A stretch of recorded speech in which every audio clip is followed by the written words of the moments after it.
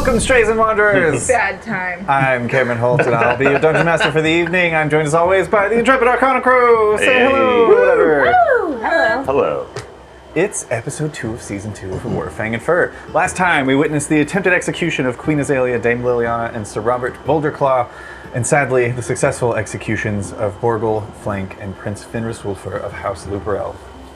Hugin and her gathered retinue of warriors rescued those they could and began their escape from Oakreach with the help of an unlikely assist from Brass Bandalar, the hippopotamus from Doonborough. We're gonna hop right back in where we left off as you are aboard a carriage fleeing from Oakreach Castletown and are being pursued by several horsefly-drawn chariots. So, the way that we're going to handle this, it's going to be a series of skill checks. There are varying DCs that will increase in severity as we go, but I'm basically going to throw it to you guys and ask what it is, if anything, that you do to help aid in the group's escape as you're being pursued. That can be casting spells, attacking, it can be more creative things, whatever you can think of. We will make an ability check and determine the outcome. So, who would like to go first, and how would you like to help? I want to cast Speak with Bugs. Yeah, you cast Speak with Bugs. You call out, I assume, to the horseflies? Yeah. What do you say? I'm like, hey How's y'all, this gonna go? why are you listening to them? They don't care about you. They're just telling you where to go. Fuck them. Uprise. Turn around. Go. Fuck them. Turn around! Hell yeah, make a persuasion check. Oh, also, before you tell me what you rolled, I will let you guys know, you're looking for 3 successes before 2 failures. Oh, okay. 5. Oh no. That's all it took. That's incredible. Yeah. They were ready to riot. Oh, sorry, you're looking for 2 successes before 3 failures. I got that backwards. Okay. However, that is your first failure. You call out to the flies, and they're like, honor, honor and glory for the crown! And they continue, and yeah, it kind of like echoes among all of them. You get the sense these bugs have been indoctrinated. Bugs. Well, in that case, I'm gonna do some in bonus action insightful fighting, and then shoot them with a short bow. Hell yeah. Yeah, go ahead. You're aiming for a fly? Yes. Excellent. Go ahead and make an attack roll. So insightful fighting, as a bonus action, you make an insight check against a creature you can see that isn't incapacitated, contested by the target's deception check. Okay, and that basically determines whether you have advantage, right?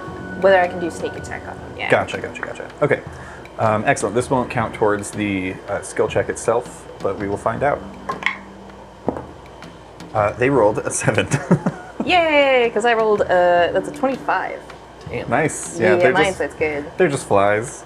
So yeah, go ahead and make your attack roll. If this hits, you will get sneak attack. Awesome. This will be the roll against the DC for this check. That's a 20. 20 exactly succeeds. Oh my god. Okay. I will let you guys know now. The DC increases by 2 for each check. The first DC was 18, the second was 20, the next will be 22. Alright, y'all, pull something good out of your hats. But we just need 1 more success before 2 more failures. That's only 6 damage. Did you do your sneak attack? Oh, right.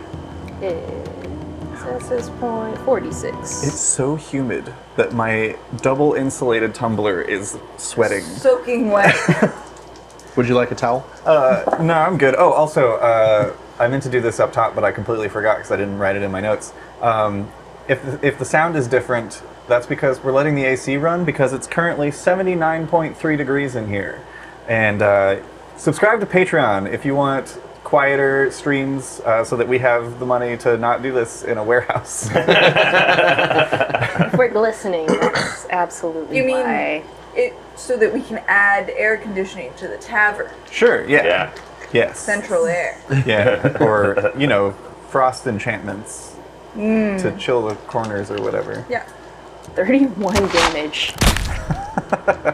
Excellent. Oh, yeah. At this point, you see that there are 5 chariots pursuing you, each of which is carrying 2 guards, and there's one who's kind of leading the charge, he's more wearing like the livery of a knight of the Royal Guard. one that you don't recognize. Actually, you guys can make insight checks if you want to see if you recognize this person. Your strike, you aim for the fly that's pulling that chariot of that combatant. He quickly pulls to the side, but it strikes the person who was riding directly behind him. That fly instantly goes down and tumbles, pulling the chariot over to the side and taking out another one with it. Nice. So you, with one fell swoop, take out 4 guards that were pursuing you. I had a Just- 20 on that insight check. Sorry. Nice. Yeah, you recognize. You've kind of familiarized yourself with a lot of the royal guardsmen, even before being in preparation for this escape. But just kind of knowing, I don't want to say knowing your enemy, but knowing what you're up against. You know this to be Serbilius Prongstrike. He's specifically an Addix, which is a type of mountain goat. Also native to deserts regions. We just have one more? Well, You need we one more need one more success. success. Can I attempt to use Firebolt to knock down a tree into the road? Yeah, It would also catch fire, which could be better. sure. Yeah, I'll say you have your choice of making either a spell attack roll.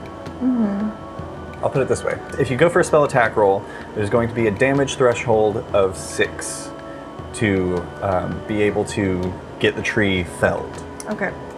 If you don't want to deal with the damage threshold, I would also allow you to just make a straight dexterity roll to sort of, properly aim your attack so that the tree will fall in such a way that it will either take out or block a number of chariots.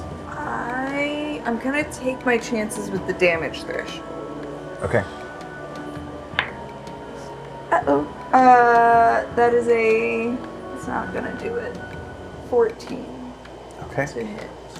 That is your second failure as it goes wide, and you see it does start a little bit of a brush fire in the woods in the distance as this firebolt goes wide of the tree that you were aiming for, and starts burning a bit of the woods. They continue to Not my follow woods. and gain on you. Anyone else? I would use the power of Zephyria to stop them. Excellent. How do you do so? I call down an ice storm, targeting the lead chariot, and like the whole road around it. It's like a 20-foot radius effect. Excellent. That would typically be a saving throw on their part, right? Correct. Okay, so I will have you make either a religion check or a spell attack roll. Your choice. I think spell attack is going to be better for me. So the Slightly. DC for this is 24. This is also the make or break roll. If you succeed, that is your 2 successes. If you fail, that is your 3 failures.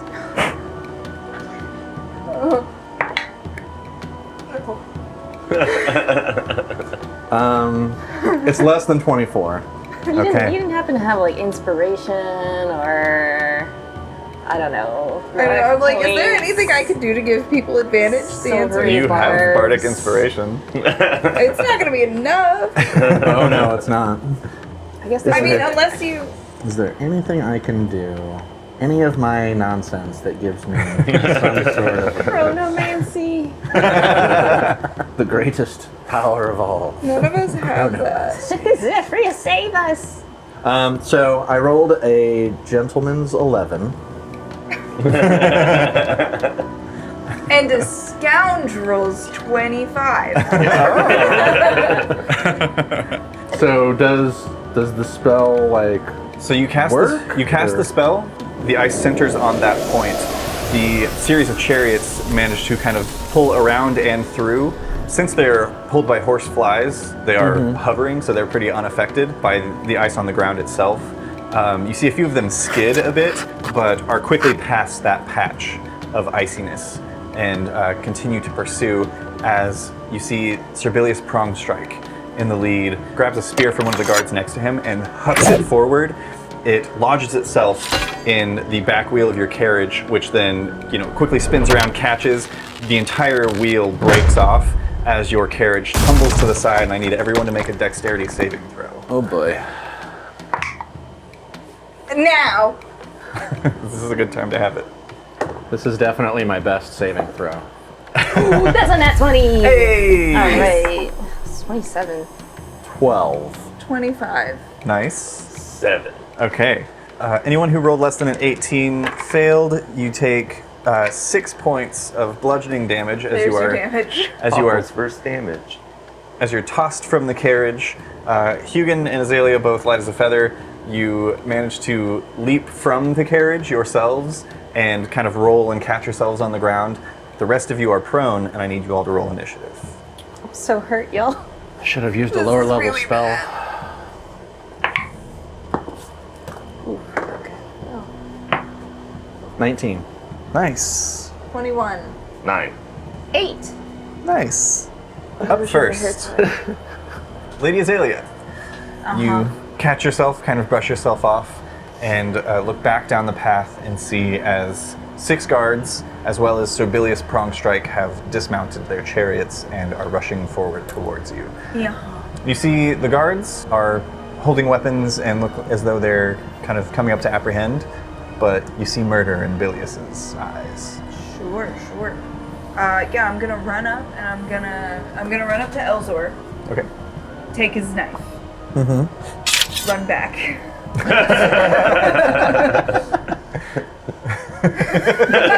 And not stop. Yoink. No, I'll shout down. Go on, get up, and give him a bardic. Nice. Which Did die you is take that? his knife? Yeah, it's a D8. Nice. Ooh. That's pretty good. Hell yeah, does that end Azalea's turn? No, I'm gonna firebolt Bilious. Nice, go for it. Dirty 20. That hits. You see as Bilious Prongstrike, Sir Bilious Prongstrike, pulls this massive greatsword from his back, and it's odd. You see as he pulls it out, this where you're expecting to see like a glint of steel, it is dark black, black as onyx. As soon as you do get up, run. 17 points of fire. Damn, not bad. I probably used, what, like 30 feet to get back and forth? Yeah. Movement, action, bonus action. Yeah, that's gonna do it. Okay, ending Azalea's turn brings us to Brass Bandala, who's going to stand up. Half his movement. He's got 15 feet left, so he can't really do anything on this turn. He's just going to use the remainder of his movement to basically get up with you. I'm gonna say Hugin and Azalea, you guys can both make insight checks as a free action. Somehow about, yeah, 14. 14, that's still pretty good. 17. 17? Yeah, I'd say both of you see that you don't see like fear in Brass Bandalar's eyes, but you see almost reverence. There's this look of acknowledgement. On a 17, Hugin, you don't think it's on the people approaching, but you think it's the blade that he sees being drawn. That's Brass's turn. That's all. He's going to hold an action. If anybody gets within his range on this round, he's going to make his multi-attack. That brings us to Elzor. I'm gonna get up Nice. first and foremost. Can I make it to Bilious? I believe What so. are you getting up there? I just gave you orders. Yeah, for sure. I'm their queen. I get up in his face Okay. and I hit him with the spell command and I tell him drop. Ooh. I tell him come.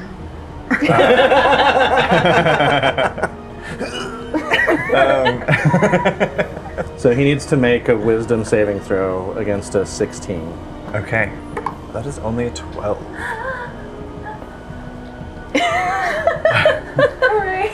He drops his sword. I pick it up. Yeah, free action. You pick it up. Stab Are him to you the staying heart. there? Well, you did use your full movement Yeah, to No, get you there. did not. I can't. I mean, and I think use you could- command as my action. I think so. he could take 5 steps back, but he would get an attack of opportunity. He does have other weapons on him. Could I blindly throw the sword behind me to the hippo guy? Sure, make an athletics check. Okay. You stab him with it. 8. No. I'm adding my inspiration. Yeah. 12. 12.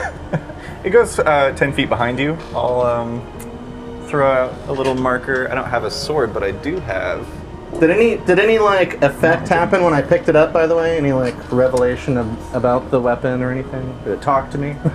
Make an insight check. Ooh, I'm good at those. Yeah, it said, "Hey, Lily." 26. Ooh. You feel, first off, it's very heavy. It's definitely not made from steel. It looks to be a sword cut from obsidian. Which strikes you as odd because that's like each strike is basically giving your opponent a chance to attune a gem soul and have your weapon become a part of them. But on that roll, you also notice that there is a strange gem in the pommel. I say gem. It's this sort of reddish stone. It's very opaque, and there are little channels, like marble channels of black within it as well. But it's like a matte black versus the shiny obsidian of the blade itself. With that, like knowing that, would I have been able to decide to hang on to it instead? Because this sounds really cool. I'm gonna say no because you already rolled to throw it. You had this revelation as you're throwing it. Does that end your turn, Elzor? Yes, for now. Okay, that brings us to Serbilius Prong Strike. Good lord. He's gonna go 5, 10. If he moves out of my range, can I attack him? Yes, Okay, I'm gonna do that.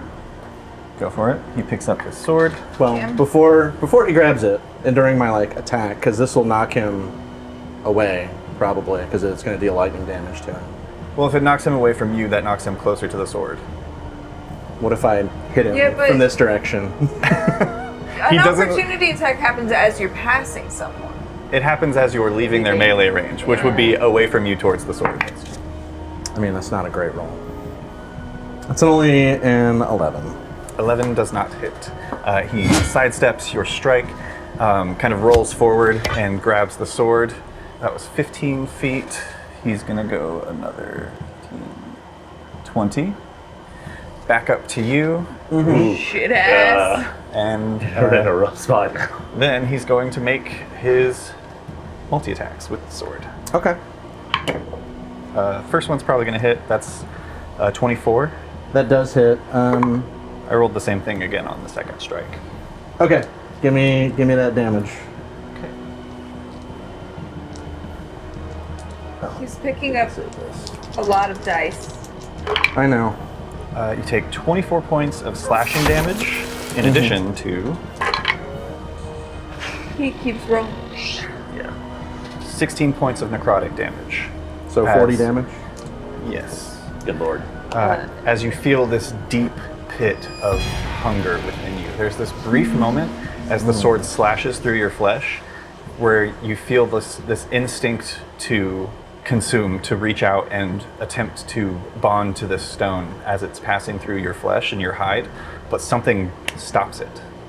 And instead you feel the effects of basically a backlash without ever having a chance to attune. Interesting. That's his turn. That's going to bring us to the guards. No! Did you roll a backup here? You know, maybe rolled, but not finished. Oh god. It'll be all right. No. It'll be fine. I don't know. These ones are going to continue forward to here. No. Should have just held on to that sword. I didn't know it was so cool. It's pretty rad. Okay. This guy is going to go up and basically share space here. This guy is going to go to here and then use his action to dash. I don't like your face. All right. So the other three are going to make spear attacks on Elzor with advantage. Of course. That's a 12 for one of them, Nope. a 16 for another, Nope. and a 21 for the third. Yes. You take 3 points of piercing damage. That could have been so much worse. Are you alright? I don't I think mean, Elzor took any damage in the last fight. No. I'm hurt, but I'm up. I meant regarding specifically the 3 points. Oh. Elzor dies. That would be the biggest bummer. These two guards are holding their action in case any of you try to approach or get past them. No. So that's going to bring us to Pakal. Fuck. You see this guard rushing up, and he's got his spear in two hands and is pulling it back, about to stab down at you. Question, because we're like on the carriage and stuff. Would I have made any magic stones there, or would it be tied up with like? I would imagine you probably are always restocking. Okay, cool. Cool. I'm gonna stand up. Yeah. I guess. Oh man, decisions. Decisions. Play dead. Yeah, Pick it up.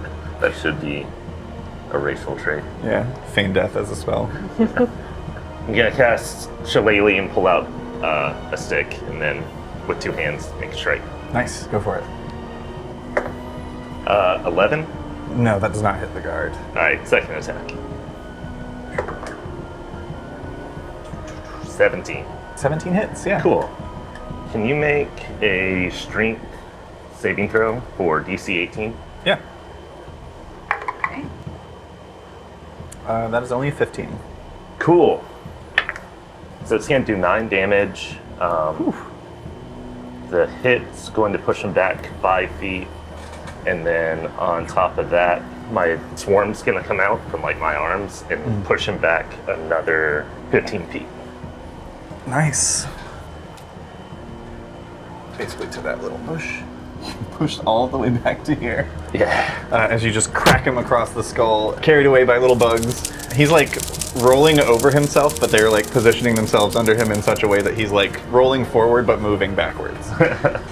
And then I'm going to move back 15 feet. Nice. Get you to that here.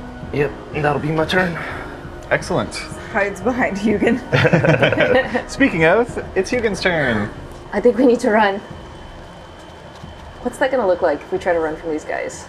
You know that the moment that you turn tail and start running, they can probably just hop back on their chariots and run you down.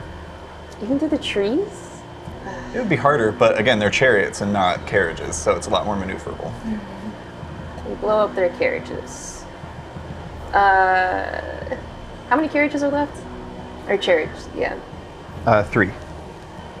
3, well, 4 including Serbilius's. And all 4 of them only have a singular horsefly pulling them? Correct. Is it better to go after horseflies than it is these enemies? Oh man.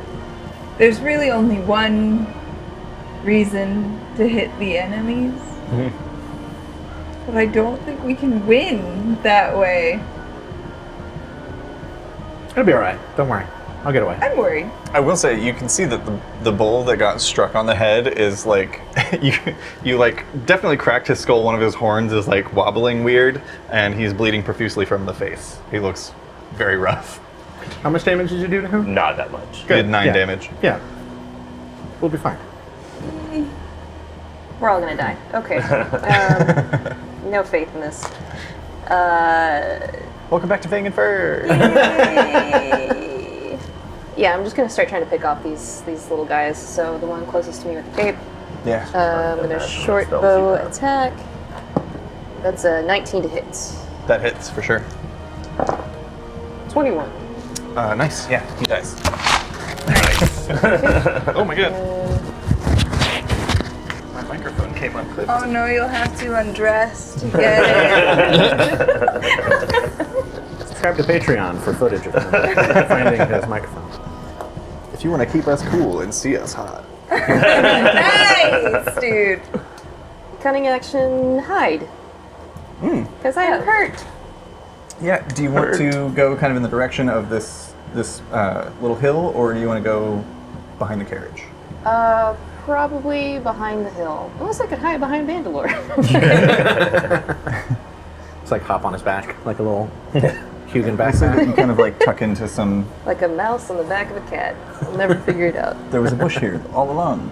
The whole time. Very Looney Tunes. Yeah, go ahead and make a stealth check. I take the bush that I bring with me out of my backpack for hiding purposes. Your Metal Gear Solid box. Yeah. It's like, That's 18.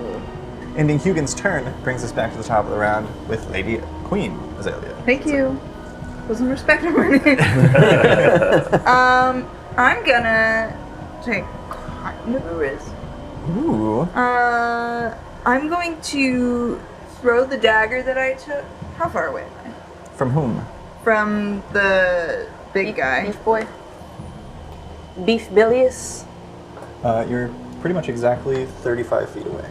Okay, I'm just gonna scoot up until I'm 20 feet away. So that I don't get disadvantaged. That will put you entering melee range of one of these guards. Oh, I forgot about that. Can I? If you'd like to sidestep, you can do that too. From Yeah. here. Just kind of go this way. Yeah. Keep a wide berth. Yeah, I'm So you gonna do see do that that. they've got like spears out and they're like following you, waiting for you to Yeah, enter I'm their not space. gonna do that.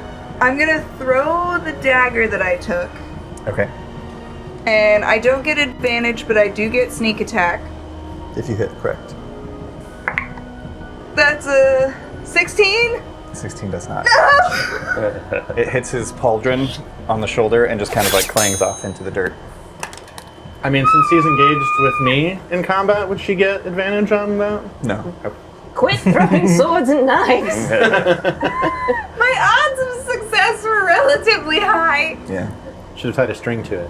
It would have been a lot of damage. It's a good idea. I'd like to be next to Vandalor, please.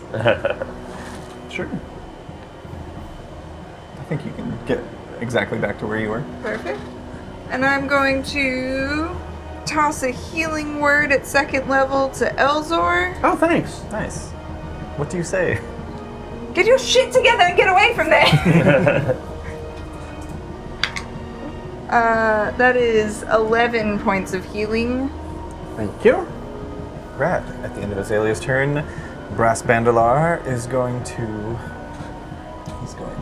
rush head first up to this guard, who is going to get their attack of their held action. Natural 5, they somehow miss. Bandalar rushes forward, they swipe out, and he just kind of like bats away with his longsword, their spear tip, and then brings his head up, and they are going to make a saving throw. That's not great. That is a 9, which fails. Die. Crush their spines. Take 9 points of bludgeoning damage and are knocked prone. So then he's going to go ahead and bring his longsword down on that one with his first attack with advantage. He misses. With advantage? Yeah, he's going to try. He rolled a 6 and an 8. He's going to try again. 19 is much better. Nice. For another 8 points of damage. And this guard is murdered.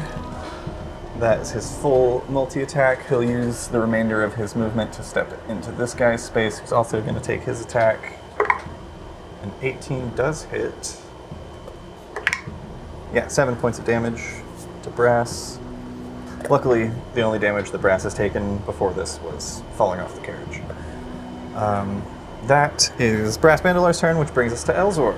I'm going to cast Thunder Wave, which affects a 15-foot cube originating from me. Nice. And everyone within that cube needs to make a Constitution saving throw against 16. Yeah, centered on you, right? Mm-hmm. Okay, so yeah, it doesn't quite hit this guy, but it definitely Can I, gets... like, angle that edge to hit? No. Rad. So they need to make con saves. Yes, please.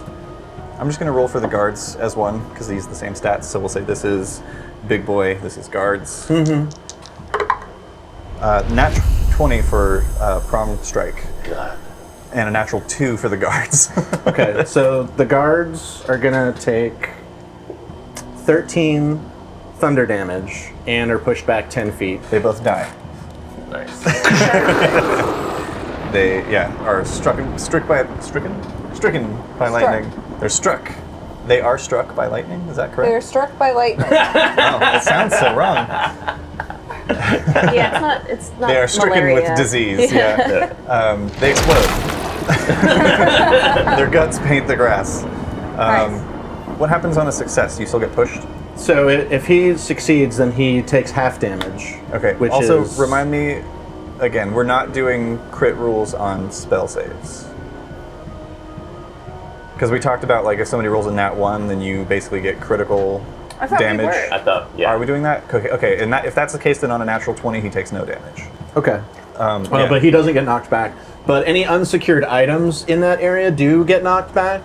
So if that dagger that missed him or whatever, or that hit him, is it? Oh, yeah, If it's it right would get- behind him, it might get thrown back 10 feet. Yeah, for sure. We'll use this axe again. It gets blasted back to here. Why not? I'm just gonna risk a hit from Home Slice. I'm gonna move around this side, and I'm gonna move past him. Pick up the knife. I guess, yeah, I can pick up the knife on the way. Yeah, it's a free action. And That's a 21 to hit. that'll hit, and I'm gonna use my reaction to deal lightning damage to him when it hits Nice. me. Hell yeah.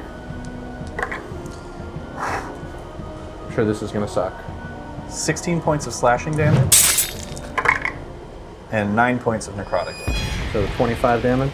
Yes, as you were just starving. Each strike that hits you makes you hungrier and hungrier. Okay, well he's gonna take 10 lightning damage and get thrown 10 feet away from me. Nice. I saw Cheetos in the caravan. I would appreciate it ever so much if you didn't touch me. I'm gonna run. I'll use the rest of my movement to get over to where Azalea is, or at least as close as I can, and I'll drop You the got knife. 15 more feet. I'll throw the knife at her. The queen is dead. Maybe I can just hand it to her. 15 feet gets you exactly to Azalea. I'll just put the knife in your hand. Thank you. Right back to throw it again. No. You can from a bush. Stop. Stop it! All right, ending Elzor's turn brings us to Bilious Prong Strike. Yeah, because you can use that defensively too. Yeah, +5. Yeah, no, AC, I'm not gonna so- throw it. If you fail once throwing it, you don't throw it. It's like, no! Oh, so if lightning disintegrates people when I kill them, what happens with thunder? Do they like get blasted? I assume into they, atoms like, or Oh, something? that one Explode. exploded them, yeah. Sweet. Yeah. He's going to rush up behind you and make his multi-attack. I said I would appreciate it if you didn't touch me. This probably will drop me, by the way. Maybe not. That's 12 for the first one, No. and a 22 for the second. Yes. I was about to ask, like, why aren't you casting Citadel at all? And then I remembered Yeah. that character's He's dead. Another 16 points of slashing damage. That, this attack will bring me to 0. Okay. Because, yeah, that's also 9 points of necrotic. Since it's all in one attack, does that just bring me to 0? Or does that make me do a death save? No, that's all one attack. Okay. So I fall. Elzor rushes up and gives a little beak smirk to Azalea as he pops a knife into your hand, and then a sword just slashes through his back and he falls. That brings us to the guards. I will say I'm exactly 35 feet away from that guy. Yeah. This guy's gonna go here. And they're gonna make their attacks on brass with advantage. First guard. 10 doesn't do it. Second guard. A dirty 20 does. Good for you, second guard. For 3 points of damage to Brass Bandalar. Poke. That's the guard's turn. That's going to bring us to Pockle. I'm gonna stow my staff and bring out my sling, and then bonus action cast Hunter's Mark. And that's my last spell slot. Nice. So I'm gonna big cast boy. it now. I'm gonna do the small guy first. Okay. Oh, because because you you can can move move it. it. Yeah. Yeah. Smart, smart, smart, smart, Clever smart. possum. What's that? These are spell trackers. Oh, I don't think there's a Hunter's Mark. should Oh, there is. Oh yeah, it's got all of them. It's pretty. This awesome. guy first? Yeah. These are red. Condition rings.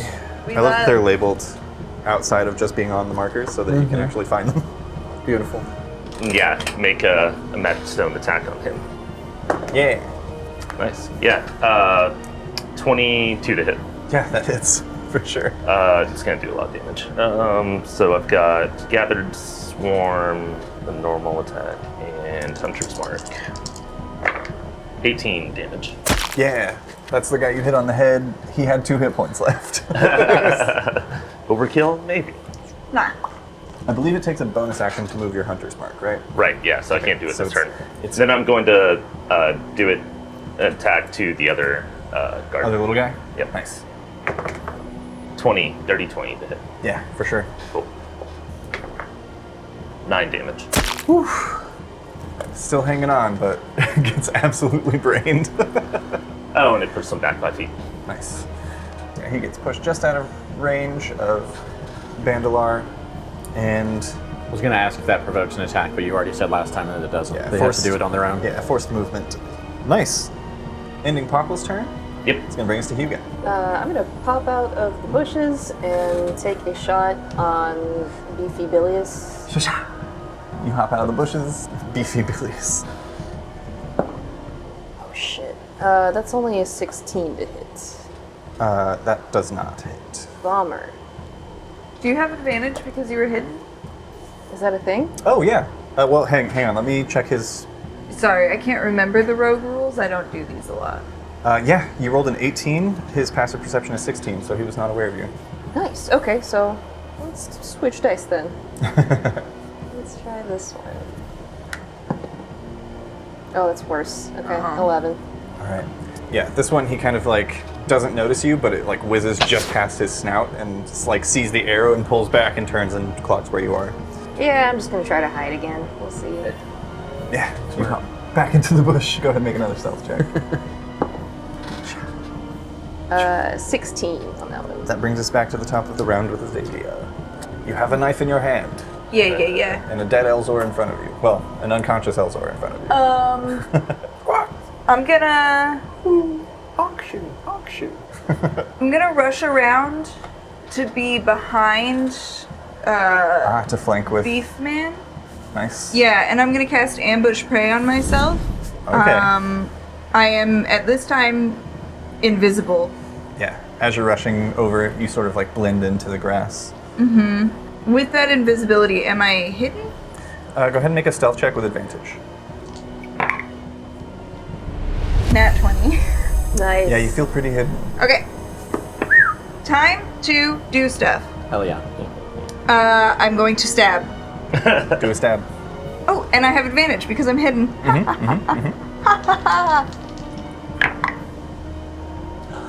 Okay. Dirty 20. That hits, yeah. It's a lot better than that one that was also rolled. The dirtiest 20 I've ever seen. With that, I have sneak attack. Yes. I'm going to use my Psychic Blades feature. That gives me an additional 3d6 psychic damage. And I have the 1d6 from Ambush Prey. Plus 1d4 from the dagger. I love that sound. I know. Nice. Okay, 22 points of damage. Then I'm gonna bonus action disengage. Okay. I'm gonna go back where I was. Okay. He'll have to crawl over bodies to get to me. You like slash him across the knee, and he's just like, ah! Because he's a goat. And that ends Azalea's turn and brings us to Brass Bandalar, who Get him. is like, But he could kill that guard maybe too. yeah, he's not going to do that. Come on. Why bother? One less person to stab him. Yeah, but it's 3 points of damage when we stab. Oh, he's got Yeah, his, but it still puts him down to, it's still a critical thing. he's got his for eyes Elzer. set on something else. Yeah. That is a natural 17 and a natural I think it's 18 less for his two stabs on attacks. him, but- Beautiful. 20 points of damage. Hell yeah. Not bad at all. Bonus action, he's going to attempt to disarm. Beautiful.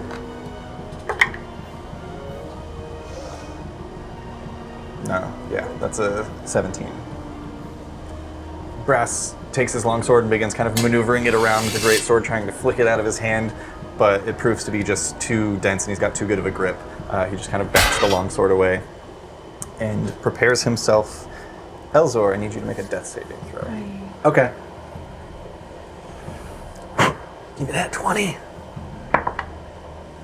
Well, it's one part of the 20.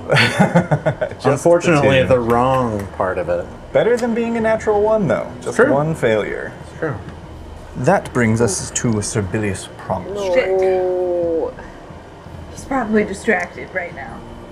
I'm not going to move him forward, but he basically steps onto Elzor's body. You don't have to do any extra death saves or anything. He's just being rude. I do have armor, so. He steps forward towards you, Azalea, and looks down. Azalea Traitorheart, I have orders to bring your head back to the capital. And he's going to make his multi-attack on you. What is the dagger thing? You can use a reaction to add 5 to your armor class. but you can wait to see what his Yeah. Yeah. I'll do these one at a time. First attack, a dirty 20. Nothing I can do about that. Okay. Second attack's even higher. Sorry. I should have done these probably one at a time.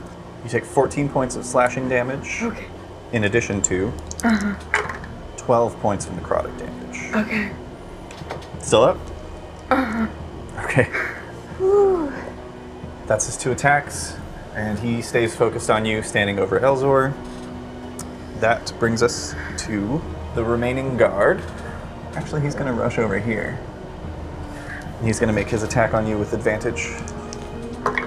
Maybe you can block this one. That's an 18 to hit.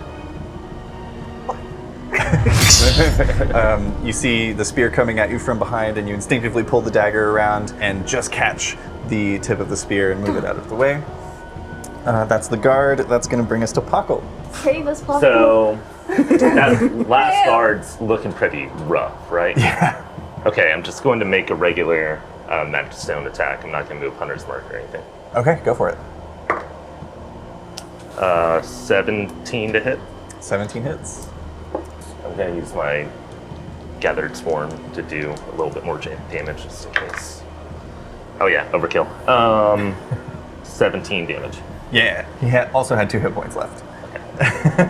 Just wanted to be sure. This time you toss the magic stone and it hits him in the same spot in the head that the last one did, but for some reason his head explodes. The body does that. It's the bugs inside it. Yeah, they enter through the hole and expand, and yeah, the body like twirls over itself like a Bethesda death. Horrifying. Hell yeah. Excellent. Bonus action, move Hunter's Mark to that dude. Yeah. I'm also going to make him my favorite foe, which is the last time I can do that. Nice. And attack. Hell yeah. For those of you playing along at home, it's now 83 degrees in the studio. It felt worse. It has. Having the AC and both fans definitely Much better. helping. 22 to hit. Yeah, that hits. Cool. 21 damage. Woo! And he's pushed back 5 feet. He can't go 5 feet away from you because you run into Vandalar. Okay. Wait, he Kind of bounces off his belly. belly. He is looking rough. That ends Pockle's turn and brings us to Hugh. Alright, we're gonna try this again. Lean out from the bush and take a shot at him. Yeah, That's a 19 to hit. 19 hits. Okay. And sneak attack in. 23 damage. What does it look like as you end Bilious Prongstrike? Yeah, Hugin hops up from the bush again, sees that Elzor's down and that her friend Azalea is being threatened, the queen. And yeah, but still, True things can be true. Technically, sisters-in-law. yeah. Knock an arrow, pull it back, and it goes right through his eye. Hell yeah. Yeah, through the eye, out the back of the skull, and blood and viscera leak from the goat as he falls dead on the battlefield. Oh He no. doesn't seem like the goat to me. I dispute it. Hell yeah, that is gonna drop combat. Alright, let's try to fix up Patch him Elzor. up. Healing word. Except it's actually just me. I get on the ground. I go, get up. Yeah, go ahead and roll for when he heals. Bandalar leans 11 down again. over the body and picks up the great sword reverently, and begins kind of like unaffixing the sheath from Sir Prongstrike and putting it onto himself. Hell Does that sword have a name? Not that I know of. I know it not by name but reputation. We can talk more once we arrive at our destination. I see there are a number of chariots that are ready for us. How many are left? 3? 4, including Bilius's. There are 4. Nice. I should have hung onto that sword instead of trying to throw it back to you. Well, I'd say there are Good there are instinct. 4 chariots that can fit two of each of you, except for Bandalar, who will have to take his own. Hugin and I on one. Sure. While you guys are looking at the chariots, I look at the body of this Bilius guy and see if he has any like markings or insignia or paperwork or anything that could get us through checkpoints or like past other guards or anything like that. Oh, make an investigation check. On an 18 or higher, you will find a seal that could be beneficial to you. It's the first time we've ever looted a body. In this Usually campaign, we're on the run. it's the first time you've had time. Yeah. Well, and also it's like, what would they have? Money? Yeah. 13. Yeah, you don't see anything of import on him. You find a scroll that has the orders to execute Azalea and Hugin and anyone that they might have protecting them. So, we only need 3 chariots, correct? Alright. I'm gonna pull one of the flies and chariot over to where this dead guy is, and in his blood I'm gonna write, "Not today, fuckers." I'm gonna slap the fly on the ass and send it back to where it came from. Nice. Do you like pull his body up onto the chariot? That's good. Yes, I do. I'll help you With with the that. arrow still through the I don't eye. even think we do that. We tie it to the back of it, so it's just it's just dragging. dragged. Oh, yeah. Yes. Oh, you can dastardly little bitch. Excellent. Furthering your good name of not being treasoners, you send the body of a royal guard dangling behind a chariot written in his blood that says, "Not today, fuckers." Excellent. You guys gather up your things that have been kind of tossed, those of you who have things, and hop onto some chariots. I'm guessing none of us are going to be able to fit Riss.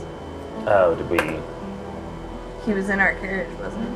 Well, you could have taken the extra chariot. We could have, but we would have had to do pretty similar to what we just did to Dead Guy, and that seems... Well, if you had 4, Well, then one one of of you us could have gone would've- single with Riss. Yeah. Could I ride on one of the? What? On one of what's the pulling? flies? Yeah. Yeah, I think concentration on speak with bugs is 10 Oh minutes, no, right? that fell. I did 100 smart. Oh, I mean, right. were the things pulling our chariot still alive? Oh, yeah. I mean, we can just unhook them from it. Make a luck check. We'll say 11 or higher. Gotta quit using this dice. We'll say 11 or Why are you still rolling it? Because I have faith in my belongings. we'll say 11 or higher. Ooh. Well, doesn't need to One go of them on is the alive. Yeah. thing. Okay. I was gonna say 15 or higher, and both of them survived. One of them did get crushed under the carriage. I'll try to ride that. Flipped. There you go. Make an animal handling check. Okay. Come on, fine. Just roll well. I rolled a 7, which brings it to 15. 15's enough. Yeah. Cool. This is a trained bug. You guy. he's like you have a very Starship Troopers moment where you like walk forward and put your hand on its head, and then climb onto the back of the millipede. Hey, little man. Afraid. Want to go for a ride? He's afraid. I guess we... Yeah, Brass climbs up onto his chariot, which you can see kind of like shrugs under his weight, and looks back at all of you. So, where shall we go? What feels safest to all of you? Is your home available? Sure, it might be hard to get across the border into Vale Hollow, but What was your plan before we got derailed? well, if we did not run into any problems on the road, we were going to rendezvous just north of Howlheart. But assuming they caught up to us, we can probably assume that the others will be caught or at least pursued for a while as well. So really, wherever you feel safest. The temple that we've been operating out of is in Vale Hollow. Can you navigate us there? Yes. I think I can. Right. Ultimately, we could take the river. You have boat? No. I was going to figure that out when we got to the river. I mean, I personally have no problem just swimming the river, but it might be harder for some of you of the feathered persuasion. Swimming is not my strong suit, but it is something I Owls Can do? swim. Do they swim as well as hippos?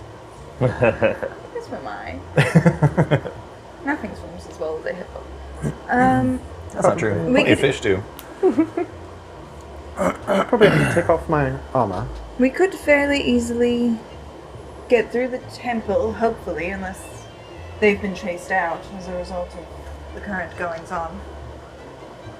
Or I didn't see. Has anybody seen my mother? She wasn't being executed. You were not able to track down Lady Basil time when you were planning this. You probably also worried that she had been captured along with Flank and Borgle once you saw everyone being kind of let out onto the stage, but it's odd that she wasn't there.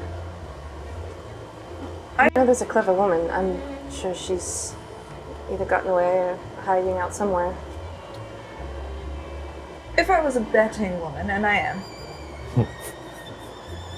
there'd be a fair chance that she's already making deals in Vale Hollow somewhere. Well, I think it's our best bet right now. Vale Hollow, Temple of Zephyria. I think we'll need to scope it out. There's some tensions. Oh, certainly. Most of those are going to be on the border of Vale Hollow and Riddle Hill Run. Oh, sure, but I wonder what would be going on at a Temple of Zephyriel in the current state of things. Oh, this is true. How are things when you left? They're fine as far as I know. No more protesters than usual. Yeah, that's the usual amount of protesters, heathens. Well, Well, we'll go with hope. All right. You all set off through the wilderness with your newfound chariots. Probably taking scraps of things here and there to kind of disguise yourselves. Those of you who arrived to kind of perform the rescue were already wearing kind of nondescript clothing and armor. Azalea, you're pretty much just in rags, so they get you outfitted, and you guys set off towards Vale Hollow. Can we get you armor from one of these guards? Oh, yeah, do any of them have leather armor on? They don't have leather armor, but they do have chain shirts. Ooh, no. What's your deal? What are you here? Just look like y'all could use some help, and anything to take down Bristbeard I'm a fan of, so. Oh, it's not the goodness of your heart. No. Interesting. The badness of his heart. Seems that there's a fair few people that have beef with the armadillo. Bandalon, what do you get out of all of this? Well, so you guys are having this conversation after you've traveled, and it'd be hard to really shout across chariots. So why do you hate the armadillo? What's your fucking deal? Oh, that's the wrong. I would say the safest bet would be to head directly east towards Arborheart. That way you're not, because you could go north and it would be shorter travel to enter Vale Hollow, but then you'd also be very near the border with Riddle Hill Run. You get the sense that that's probably where most of the war is going on between House Arctos and the rest of the Nettlewood Grove. So you guys head east. This full day of travel, you get about 3/4 of the way to the border of Vale Hollow and are just kind of camped out in the woods within Timberhaven. you had questions. Sorry, what? Right. What's your stake? Oh, what's my deal? Right. I had heard tell of a weapon that had been developed in Nettlewood Grove that could be used to defeat beast weavers, make them easier to kill. This is why I entered the Tournament of Champions, where we had our little bout of fights and scraps. If I won, my boon was going to be a chance to duel the High King for one of these weapons. And,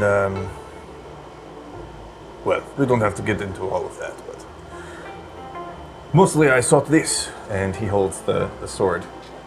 We had intelligence in Doomborough that the Nettlewood Grove was developing some sort of weapon that used gem souls in a way to be more dangerous as a weapon than as being used, potentially. I don't know if this is true, but this is the closest I have seen so far. Are you saying that if this is used against a beast weaver, then it would potentially slay them because of the effect of having more than one gem soul? Yes. Is this seem familiar to me at all? Yeah.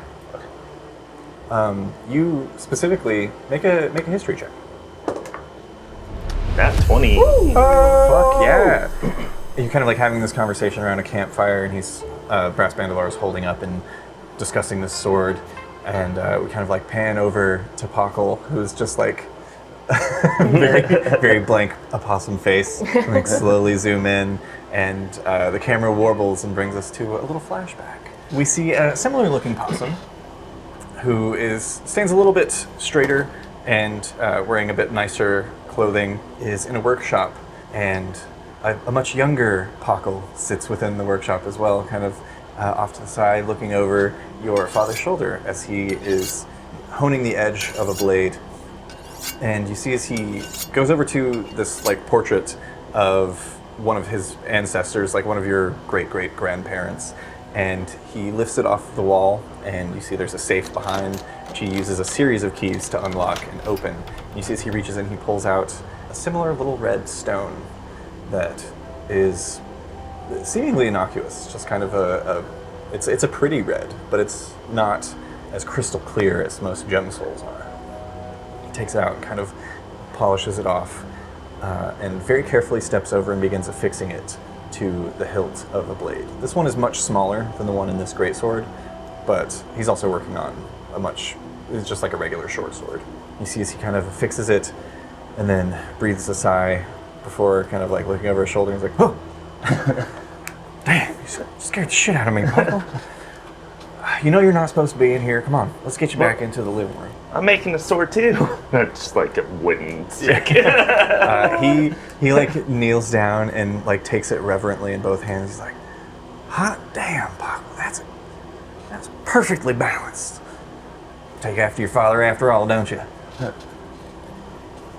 And then you hear a knock at the door to your family hovel home, and he kind of like straightens up, hands the sword back to you, and quickly rushes over and begins tucking away the sword.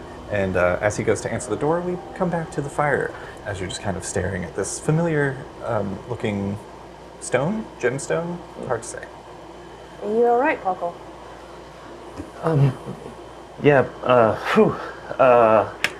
Yeah, I've seen something like this before. Like this? Yeah. What do you know? Do you know anything about it? Do I know anything about how they work or anything like Make that? another history check. Well, actually, no. I'm going to say on that natural 20 from earlier, you knew that you weren't supposed to, but you frequently would kind of sneak into your father's workshop and forge and kind of look at his notes and plan, occasionally play with the various weapons. The only thing that you can remember is there was a sketch that was done in color that seemed to be depicting that same kind of stone, but in its raw form. And written next to it was just the word Ereshium. How do you spell that? Ereshium. Yeah, my father used to make swords like this. Really? Did he pass this information down to you? No. If this is what I think it is incredibly potent, incredibly powerful. I mean, the fact that the blade itself is made from onyx and was able to cut through flesh without bonding or attempting to bond to the person it was harming is already a marvel. You think it has something to do with this stone on the end here? Interesting. I can tell you that when it struck me, great hunger filled me. Hunger that... Yes, well, this is a blade crafted of Famon's onyx, so that makes sense. Fascinating. I should be careful not to nick myself. He slowly puts it back into the sheath. Yes. Please don't be foreshadowing. More than just looking for weapons. I'm sure you all are aware of the tensions with Dunborough. I also sought aid. You see, the Rain Lord is becoming more and more oppressive. And he also is a beast weaver. So I sought out weapon to perhaps change regimes in Dunborough. Aside from, personal grievances, I have no problems with Nettlewood Grove as whole. Yeah, Hausteros, yeah. But, So, to clarify, you wished to slay the Rain Lord, is that it? that is my ultimate goal, yes. Are there, out of game, are there tensions between Duneborough. the bird people and Dune people? And Dune? The last you Duneborough? heard from, well, I don't think Elzor was present for this, but you've probably been informed by your party members. The last that you heard was from Bristlebeard, so whether or not it's a believable information is up to you. But his claim was that a treaty has been signed between Willownest and Duneborough, and that they plan to then invade the Nettlewood Grove as a joint force. But that intelligence hasn't reached me from... From Willownest. No. Okay. At least not through the means of communication through the Church of Zephyria, which is the ruling body of Willownest. Right. If such an alliance happened, would his intent to kill the Rain Lord seem like a hostile act towards my people in that respect, or would that not matter politically? First, make an insight check. Natural 20. Natural 20. Which is would have a been yours the whole time. 31. You can tell based on the way that Brass is talking, he's being kind of like dodgy, and he's definitely not giving you all of the information. But it seems like his beef with the Rain Lord is partially because of oppression, but mostly it seems personal. In terms of whether or not that would harsh tensions with Willownest, you get the sense quite the contrary.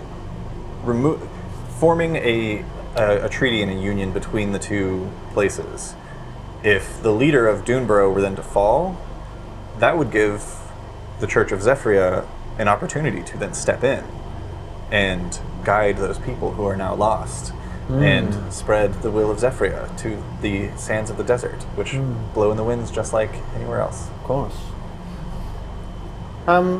It seems that you're definitely influenced by the oppression that the Rain Lord has exerted over your people, but there seems to be something more.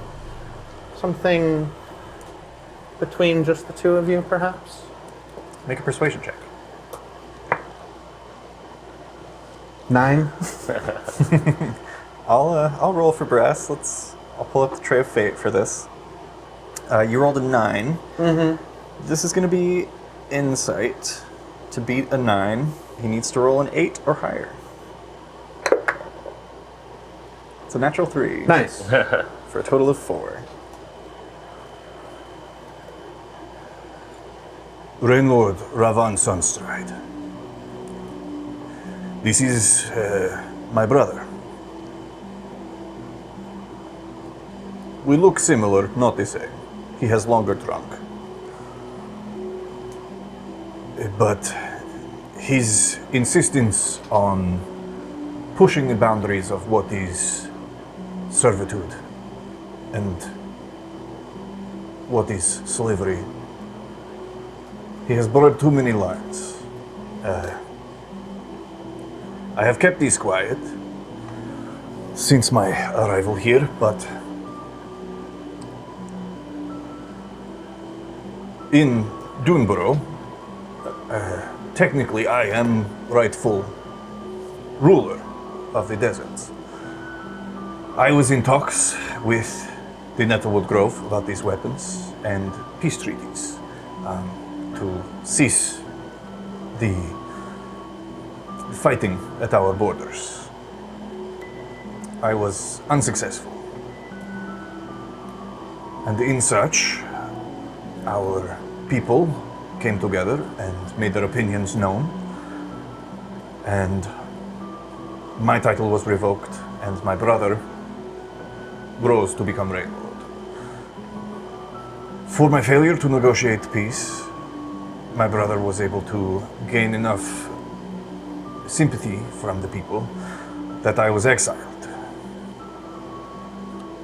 So, I came here. I have spent most of my days in Nettlewood Grove, trying to get by. I hear about Tournament of Champions. I thought my chances were pretty good. So I thought maybe I go, I find one of these weapons, have an accident in my duel with the High King. He goes down, I get revenge, I get weapon, return to my people a hero. Then I find out that your brother beat me to it. I had great respect for Prince Fenris Silver, and I'm very sorry for your loss. I also apologize for the tactics that I had to use to bring myself up in the tournament, but I'm sure you understand I had to do whatever it takes to get what I need. You can stay quiet. So, do you think that you will be able to regain your position by slaying your brother?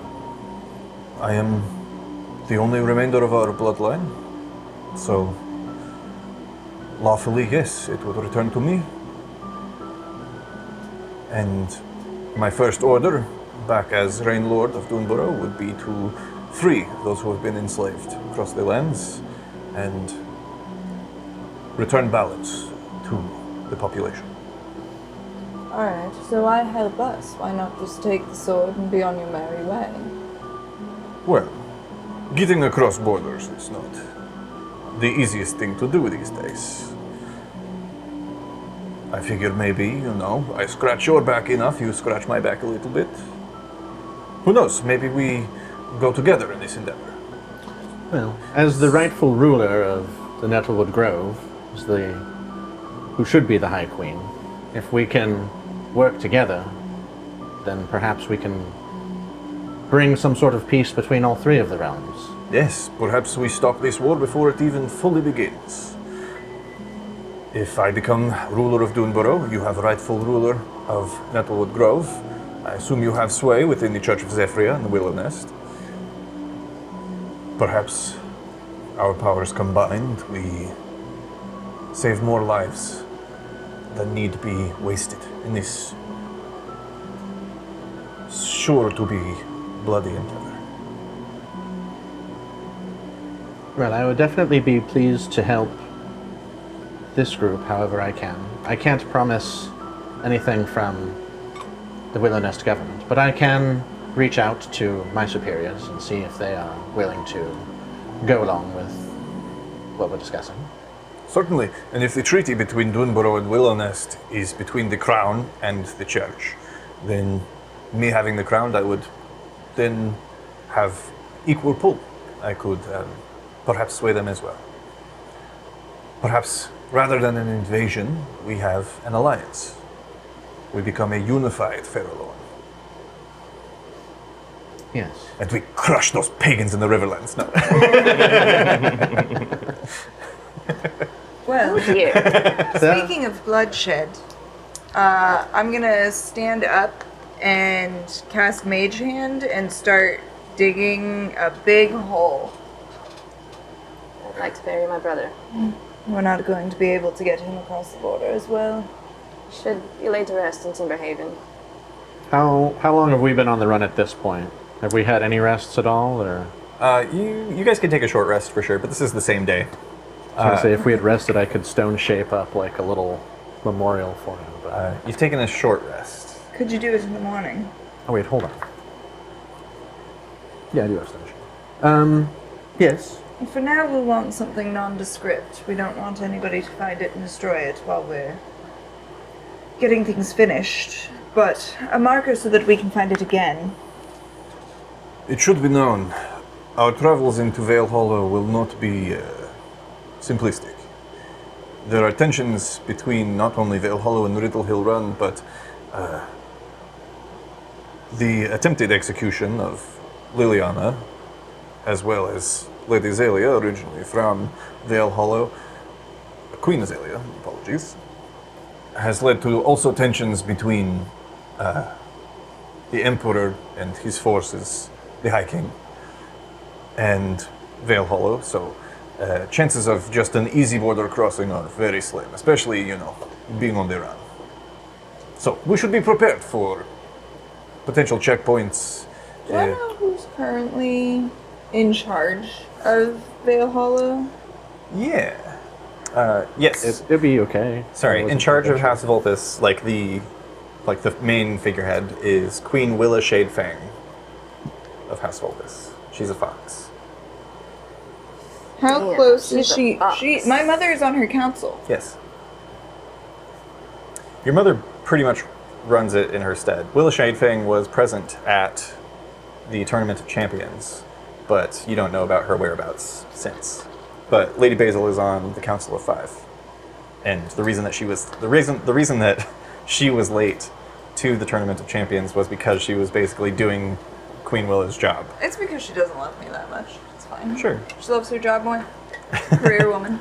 Ugh, daughter's getting married. Whatever. I'll be there the next day. Lame. I guess I'll make it. Like that one lady on The Golden Bachelor who missed her daughter's wedding to be on The Golden Bachelor. And it didn't win. And that's all the information I have about The Bachelor. Same.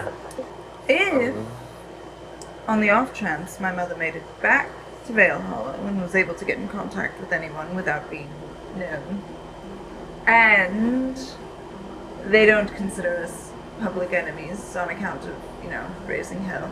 The treason, yeah. It's technically treason because people don't know that I'm supposed to be the High Queen, but really what's Sure. happened is that treason occurred to me. Right, I'm not saying it's wrong. I'm saying, sometimes it's treason, but as soon as it's overturned, that's a revolution. Right, so right now it's treason, but soon to be, everybody will know that it should have been me in the first place and that the treason was done to us and me, and it's not fair. Right, the victors write history. I married into that crown. No, I earned it. Fair and square. Sure. I yes. earned it with a marriage. That is the law. I earned it with this lustrous fur. Perhaps I could make it seem as if you had perished. Me? Yes. Let's see. The whole country? Just to the border guards at the crossing. If Digging. if you do you have think a way your folks of- could help? I think he could stone shape it all away. Dirt? Yeah. So, something. for about an hour, I can make it seem as if you are dead. So, it could be as if we were bringing your corpse back home to be buried after you had been slain. So, even if the gods were not disposed favorably towards you, they wouldn't have anything to say to any of us because you would be dead. this could be good, but they may want to confiscate the body and put its head on a pike at the capital. Well, if that's the Depends on- case, then I can just end the spell and we'll deal with them. Yes. you I guess it don't- depends on which checkpoint. If we can find specifically a Vulpes run checkpoint, that may be better in our favor. Perhaps You we don't could have to forge. look like Queen Azalea. You could Oh, wait, I'm stupid. look like somebody else. I can look like anyone else. I don't know the full range of your abilities, so. I seem to have forgotten in the hubbub. You have some way of disguising yourself. Correct. Exactly that. Excellent.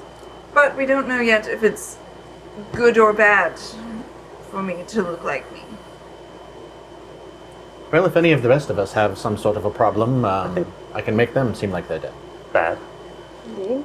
Bad? In my own homeland. I mean, Once we are across the border, it's probably fine. Where they specifically sent me to become the High Queen. And are probably somewhat disturbed or upset that I'm not. right, but the chances of them trying to murder you are a lot less if you're not you. And then once we get inside, we can Reveal you at the proper time. exactly. Alright.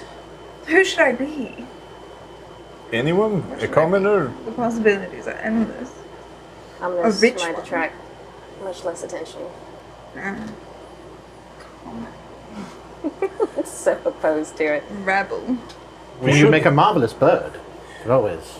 We should perhaps make plan for our story when we reach border checkpoint. Oh, but Are there we- is a temple to Zephyr. We've got two Yes, birds. we've got 2 birds. So I could. A bird is not a bad idea. You could be a pilgrim. Perhaps we are followers that you have found and converted in your travels, and you're bringing us to your temple in Valehall. Sure. Of course. Maybe And we- if you would consider actually converting, that could be even better. Hugin, do you think that you can follow us in hiding? Very likely, yes.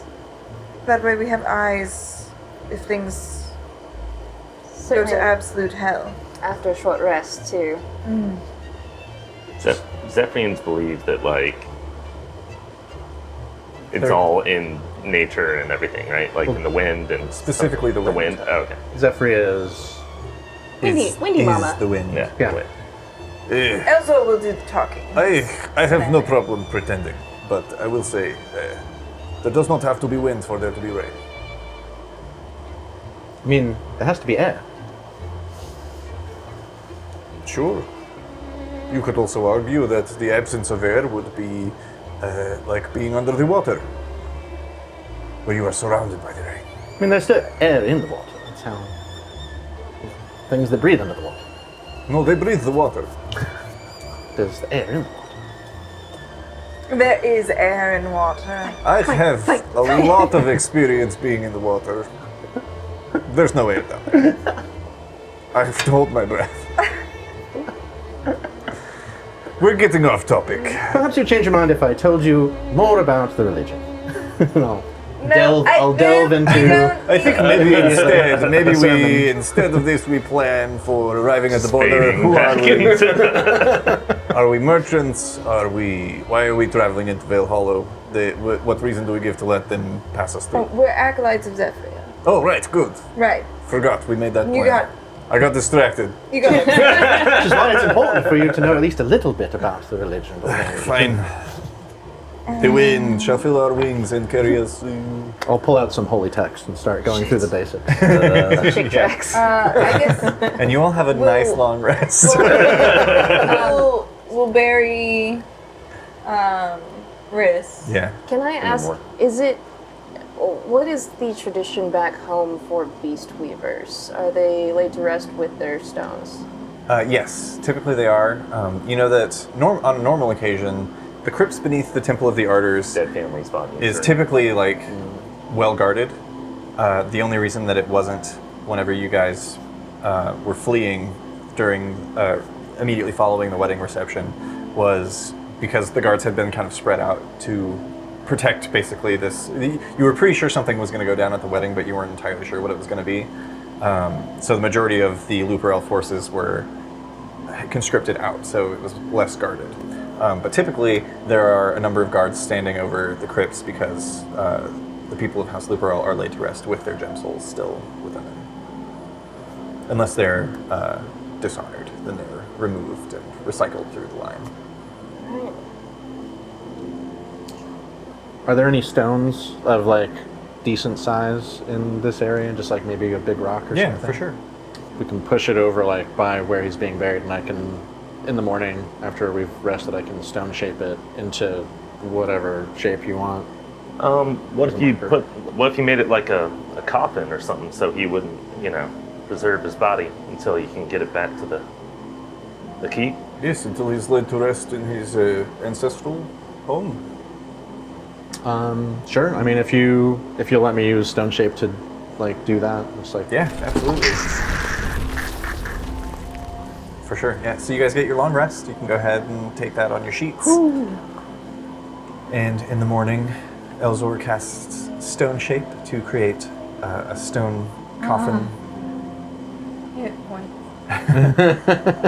And the benefit of using stone shape is that you kind of like create the coffin and you can fully seal the body within the stone so that you know that nothing is going to get to it in there. It But may we not can be a let go. bad idea to perhaps ditch the chariots of the city guard of Oakreach Kind of. and Yeah, maybe it's good call. just go it on foot from here. Let's cut them all loose. Alright. And we burn the chariots. Nice. I don't need people knowing where the fuck we came from. Fair.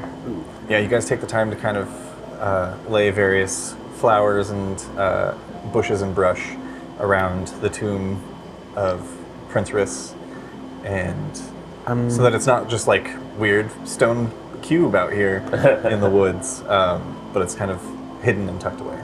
I can, as a ritual, put his body under gentle repose, also, which means it won't decay, and it can't be turned undead. Nice. How long does that last, by the way? 10 days. I can do that as a nice. ritual, so it doesn't use up any spell slots. So Excellent. Yeah. You cast Gentle Repose, and you leave Prince Fenrisulfur here to rest. As you all gather up your things and set out on foot for this next leg of the journey towards Vale Hollow, that's where we're going to end this episode of A War of Fang and Fur. See you next week. Scared. Whoever would like to roll, you guys can choose. Do you want odds or evens? I feel like the odds are always against us, so evens. All right. Somebody roll a d20. Let me know what you get. Then we all rock, paper, scissors. Yeah. Should we do see it. who has the best luck? This roll doesn't count. We're just rolling to see who gets to roll. Yeah, just do a preliminary, Okay. Let's go. preliminary roll. I feel like this is our vibe using our check. good rolls. Okay. Okay. I got 15. All right, I got a 15 as well. We all rolled odd. Should we go out? This one's probably Now we still have a 50-50 chance, just like last time. Nothing has changed. to nothing. Everything has changed. So there's like 2 or 3 more guards set up that have like a little wooden table where they'll take bags and set them down and kind of look through before handing them back. They hand yours back to you. This one's full of bugs. Make an intimidation check. So your direct supervisor is Brother Samwise, who's an eagle here at the Church of Zephyria. Sam the Sam Eagle. the Eagle. Samwise, and his last name is not the Eagle. He hasn't earned a name. So right now he's Sam the Eagle of the Church of Zephyria. He is Brother Samwise of Zephyria. Kind of looking for another fox that looks a lot like this one here. All right. And apparently is even more of a stone cold bitch. I don't know. Hell yeah. So pretty much the same, but more. Hell yeah. I get a little taste, right? Yeah, come on. Hell yeah. Together, perhaps we could crush the forces that have taken Howlheart Keep, reclaim the keep for House Luperel, as we have the rightful High Queen and the rightful Queen of House Luperel and Timberhaven as a whole.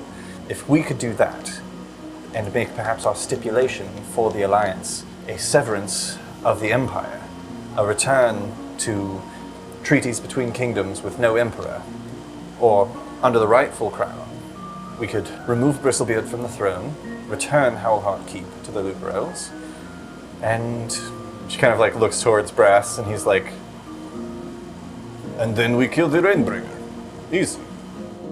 And it wasn't until months later, when he had gone, that I had learned of the fact that I had become with child. And when I tried to track him down, I discovered who exactly it is that he was. And long story short, I believe, and she kind of like takes you by the wing and like looks into your eyes. It's just like, I believe you've been traveling with my daughter.